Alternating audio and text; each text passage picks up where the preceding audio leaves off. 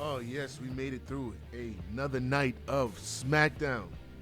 We are back. Welcome to the Smackdown Live Review.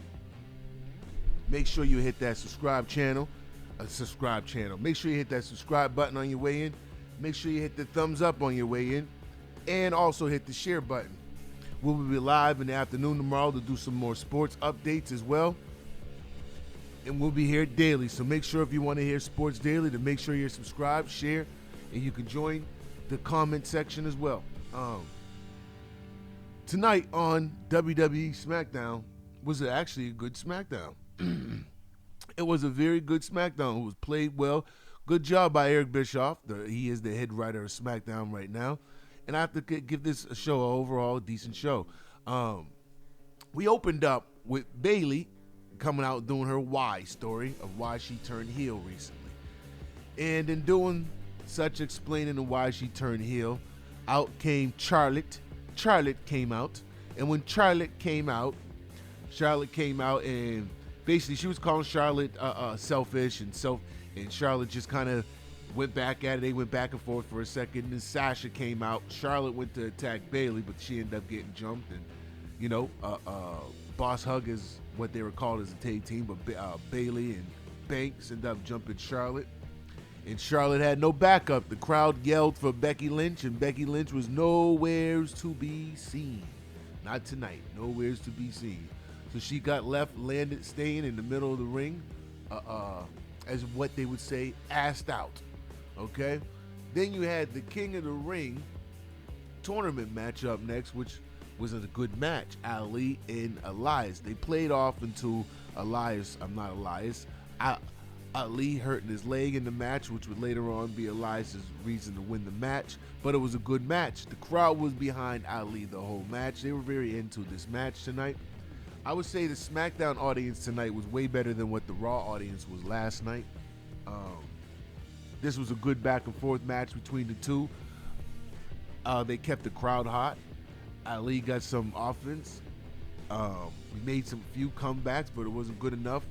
They wanted to move with Elias in this shit, and in a little bit over 10-minute match, Elias pinned Ali and advanced into the next round. Then you had a Samoa Joe in the background. Then you had this interview or promo, what you would call promo by Aleister Black tonight, and I'm looking for a fight. I've looked anybody fight. Like, give this guy a goddamn storyline. I don't understand why they continue to move these guys up from NXT without giving them proper storylines. So He did his thing. He's looking for a fight, and when I go to the ring, if there's a man looking for a fight in the ring, meet me there. That old dumb garbage. So, anyways, you had WWE Women's Tag Team Champions Alexa Bliss, Nikki Cross, the mixed tag team that I'm not mixed, but the put together tag team that I'm not too fond of. And again tonight, it showed me exactly why they don't mix well. Both are good separate. They're good wrestlers, not knocking any of them for their skills or their characters. Just together, it just doesn't. It just doesn't fit. They went against Fire and Desire, the most generic goddamn names Vince could think of, for Mandy Rose and Sonya Deville. Surprisingly, though, Mandy Rose and Sonya Deville picked up the pinfall, so it looks like they will be going at. I think the next pay-per-view is Clash of the Champions. So it looks like Mandy Rose, Sonya Deville will be going against Alexa Bliss and Nikki Cross at Clash of the Champions. And if the booking is the way it should be here, they need to give Mandy Rose and Sonya a run with these titles. They've been a team. Anyone who don't know, Mandy Rose and Sonya Deville are actually a real-life couple as well. But it'd be nice to see them have a title run as a real live team instead of these thrown-together teams. Give these two an actual run. The match was, to me, the worst match of the night. Not really much to speak of. Again, I enjoy watching all four of these ladies wrestle. But Alexa Bliss and Nikki Cross, to me, do not mix. So I hope the booking is soon to get rid of this team. Have Alexa Bliss do what she does best. Turn on people. Be a heel. Be the bitch. Okay? So then we had a backstage, which was a funny-ass promo. You had Chad Gable getting ready for his match, and then Samoa Joe comes back there, and he had some little jokes. And I mean funny little jokes. They were actually hilarious. They needed Samoa Joe in this character a lot more. It just made him a little bit more likable. Less always serious. Gave him more of a character. And in this moment, he called Chad Gable Bilbo. And a few other funny little things that he made light of. But Bilbo was pretty funny. Then you had Randy Orton arrived and says he'd be champ and all that, blah, blah, blah. Kofi's a fraud and whatever.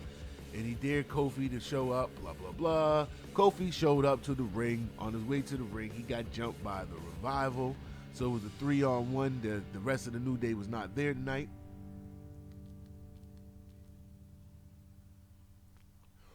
So Kofi got beat the fuck up. And there wasn't much he could do. 3-1, right?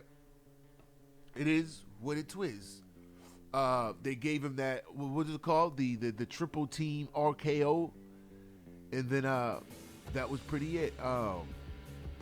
Then the beautiful, we have to speak on it now, since we're getting ready to go there in a moment. The yumminess of the night. It's either Sasha Banks for the second night in a row or Zelina Vega, because that woman tastes like candy. Oh, that woman is fine. So y'all can do it in the comment sections and let me know which one are you picking for tonight. We're going to try to do this on a nightly basis when we do wrestling reviews to pick our yumminess of the night. Anyway, let's get to the King of the Ring tournament match. Chad Gable and Andrade, or Andrade, as they say. This, in my opinion, was the match of the night. Beautiful back and forth match. They let them two go at it, exchange, and a lot of different wrestling moves. The German suplex, the plexes were beautiful. Andrade doing the Eddie Guerrero suplex.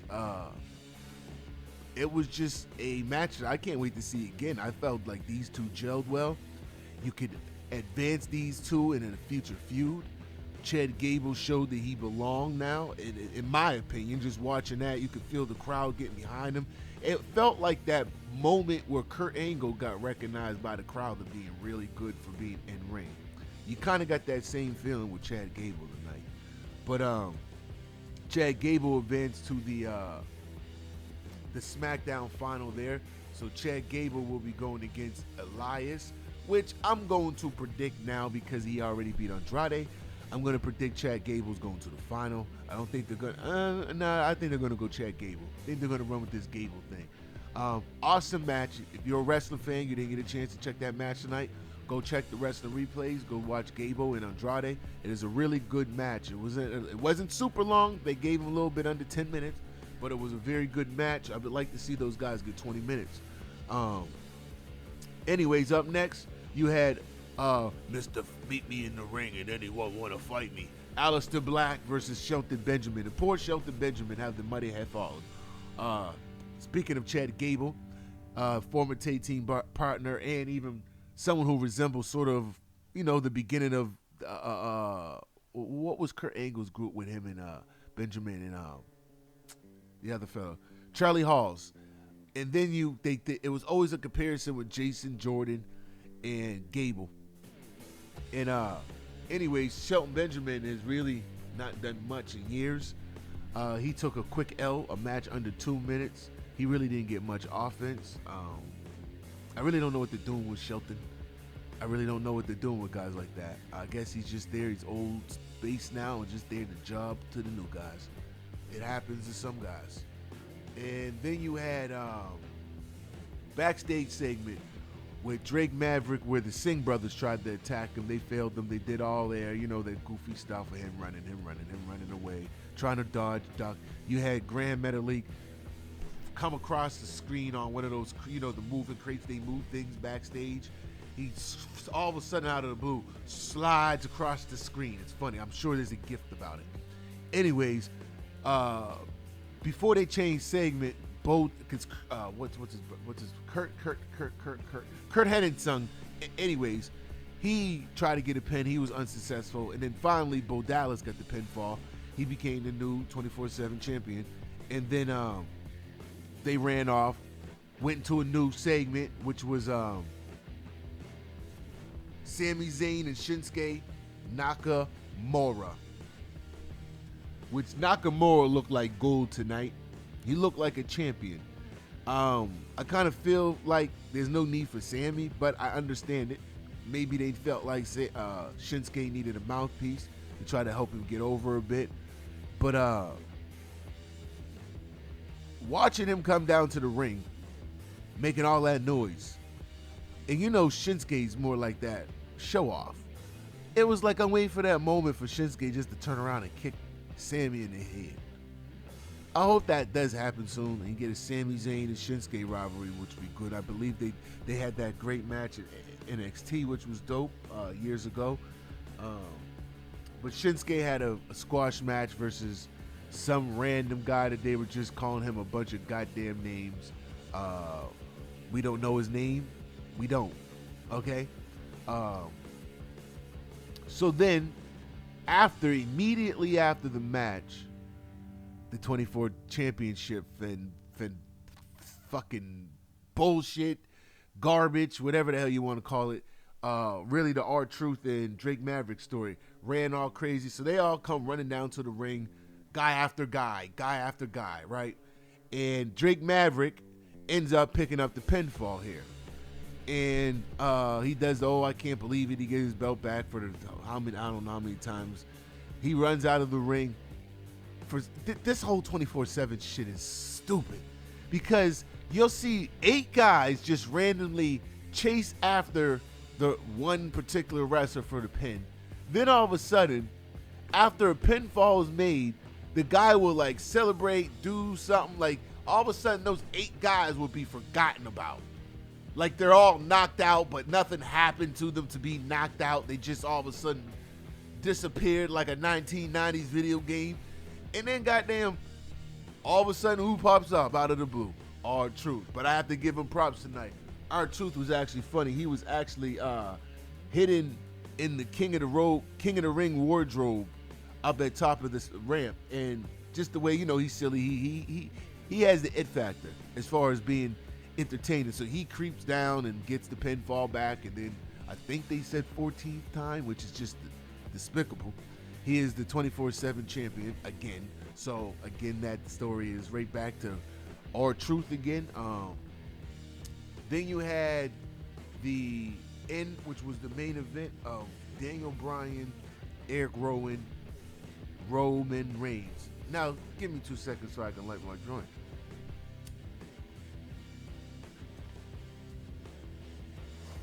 Now, you had this saga, which most people recognize, which Roman Reigns was hit recently in the car crash.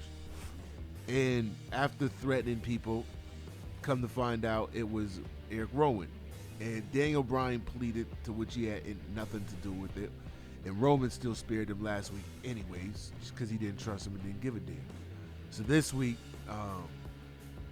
they're out there and Bryan's screaming for apology from Roman Reigns. So Roman comes down, they're going at it, whatever. Long story short, Eric Rowan ends up coming down. He fucks Roman Reigns up. Daniel Bryan tries to break it up. He shoves Daniel Bryan, then goes back in the ring, continues beating up Roman Reigns, then gets on the mic telling Daniel Bryan, "You don't control me. You don't control me. I ain't taking orders from nobody no more." And rightfully, I like this change to the storyline because you have a guy like Aaron Rowan who is close to 7 feet tall, built like a huge-ass tree. Those are the guys that people typically claim are main event material. And I don't understand why they got into the habit of making them the muscle that can't do anything. So 5 years down the line, now they're giving Rowan a push here. Rowan ends up basically ending his friendship with Daniel Bryan. Daniel Bryan tried to break up Roman Reigns, getting beat up more. And Rowan grabbed Daniel Bryan and threw Daniel Bryan through the announce table and kept yelling, "You don't control me! You don't control me!" And that was the end of Smackdown. Eric Rowan was standing tall. Roman Reigns was on his downfall. And so was the little fella, Daniel Bryan. I give tonight's Smackdown a 3.5 out of 5. Not going to be too harsh and give it a low rating just for the hell of it. It was actually good Smackdown outside of the women's tag team match, which wasn't horrible. It's just, I'm just having this thing with Nikki and Alexa that I'm not liking right now. So outside of that, I thought it was a good Smackdown. They stayed consistent with it. They had good wrestling. Wasn't and outside of the 24/7 championship bullshit, but that was only 5 minutes in total of the show maybe. So that's not going to make the whole show bad. Everything else in my opinion was bad. I mean good. Still wondering why we're not getting Cesaro after the hot Saturday match that he had, but this is WWE's weird way of booking things. But 3.5 this week's SmackDown. And again, before we talk about anything else in wrestling today, you guys make sure you hit that subscribe button, hit that thumbs up, and hit that share button if you enjoyed. And again, we'll be here in the morning for sports news. But the recap. Oh, I had an update. Give me 1 second. I seen an update on Chris Jericho spoke on the missing AEW championship. Give me 1 second. I just seen it in the news here. Now, where did it end up going to? I literally just had it. Okay, more details. Let me see.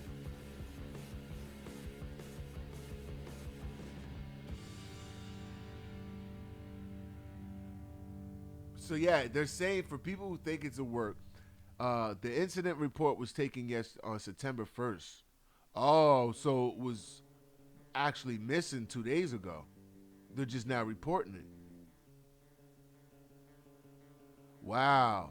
And filing a false report has repercussions in terms of not only bad PR, but also potential criminal charges. So I doubt AEW this has anything to do with a storyline.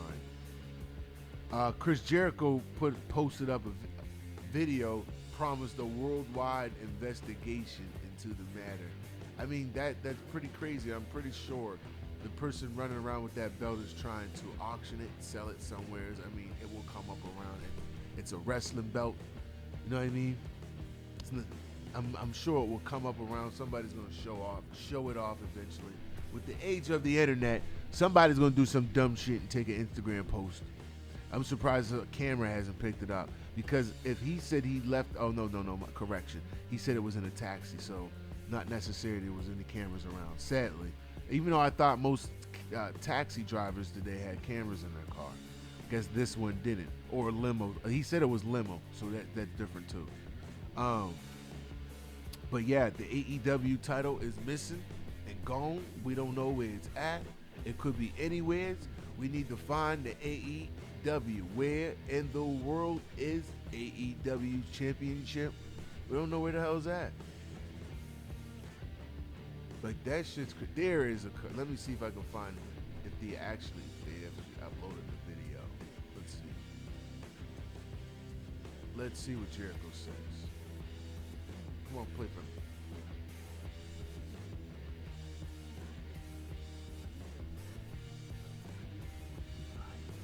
I'm AEW champion Chris Jericho. And unfortunately, less than 24 hours after I became the first AEW champion, with blood streaming down my face after one of the hardest matches I've ever had in my life, some lowlife scumbag committed grand larceny and robbed me of the AEW championship. Now as I sit here in my palatial estate, in my beautiful mansion, getting ready to have a little bit of the bubbly, I'm just imagining the what bubbly I would do to that son of a bitch if he was here right now. Put him in the walls of Jericho. I am launching a worldwide investigation using the top private investigators in the world today to find out who committed this crime. And trust me, as the AEW champion, as your Le Champion, I promise to regain and restore and find and reclaim the AEW championship. And once again, give you another reason to finally give me the thank you that I deserve. There you hear it, ladies and gentlemen. Chris Jericho himself. He wants to put the thief in the walls of Jericho. And rightfully so, he should. He should give him that elbow punch that he gave Adam Page this Saturday. Oh, they've already announced StarCast 4. Oh, yes, they done. Play will take place from November 7th through November 10th in Baltimore for the upcoming Full Gear AEW pay-per-view. Oh, yeah. There it is. It has been announced. The wrestling stuff is here. But I enjoyed tonight's SmackDown. I don't have much complaints outside of the ones that you heard me complain about, Alexa Bliss and Nikki Cross. Really didn't. I don't care for those of the tag team. I believe the 24/7 title is abomination. They could be doing more with all the other wrestlers that they're not doing much with outside of just having guys like Grand Metalik sliding across the screen and Bo Dallas and the rest of them just doing nonsensical bullshit. I really believe they could be doing a lot more with a 24/7 title. But we're speaking of WWE. It always has to be something loony. It's almost like Vince has loony shit in his head all the damn time. But again, you guys, make sure you guys are subscribed. Make sure you guys have hit the notification bell. Make sure you guys hit that share button. You guys help make this show grow. We're just restarting over what we're doing here. And I know it's been a while, but we are going to be over here on a consistent basis giving you sports updates. And we only know what you like if you tell us what you like when you leave them in the comment section. So will we be here tomorrow? Unless there's breaking news. Then we'll be here when there's news to break. But we will be here tomorrow afternoon around the same time that we did today's morning show. And we will be giving you an update on such things like Jared Goff's situation and everything else that's going on in sports. And tonight has been an awesome one. I still have not caught up on a lot of that wrestling that I did miss because there's been so much. Like I remember a few years ago when it felt like you had to wait for, because WWE was so dead, you literally had to wait for Impact, and then Impact was dying. It just felt like wrestling was dying. Then all of a sudden, it seemed like Bullet Club. You got to give them guys props. Because Bullet Club, not just them, but that whole indie, New Japan, the guys that WWE's trying to steal now from all the indies and that AEW, Cody and them guys, they really made wrestling fun again. And wrestling is back in full effect. There's more than enough wrestling right now, and there's so much now that literally, if you watched all of it, then you would probably miss out on a lot of other things. So it takes me time sometimes to catch back up to some of the other stuff, but I will eventually. It's been a awesome show. We will see you guys tomorrow. Until next time, this will be the end of the reviews. Until next week, I don't believe there's any other wrestling shows on this week. If there is, then we'll do a review of that. But until next Monday Night Raw, this is the last of the reviews for the week, because I think the next pay-per-view is next Sunday.